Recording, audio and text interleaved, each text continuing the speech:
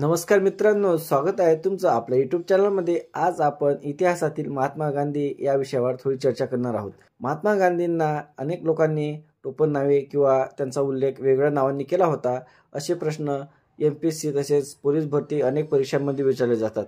तर त्याबद्दल जाणून घेऊया आपण पुढील माहिती। महात्मा गांधी यांचे पूर्ण नाव तुम्हाला माहित असेलच, मोहनदास करमचंद गांधी, परंतु त्यांना अनेक वेगवेगळ्या नावांनी ओळखले जात होते। ती नावे पुढीलप्रमाणे: महात्मा म्हणून रवींद्रनाथ टागोर व स्वामी सदानंद यांनी उल्लेख केला होता।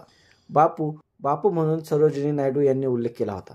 राष्ट्रपिता असा उल्लेख सुभाषचंद्र बोस यांनी केला होता। मलंग बाबा असे खान अब्दुल गफार खान यांनी म्हटले होते। देशद्रोही पुरी असा उल्लेख विन्स्टन चर्चिल यांनी केला होता।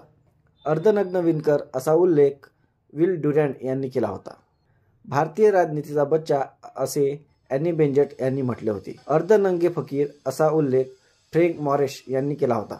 इमानदार परंतु बोल्शेविक असे लॉर्ड विलिंग्टन यांनी म्हटले होते। वन मॅन आर्मी असा उल्लेख लॉर्ड माउंटबॅटन यांनी केला होता।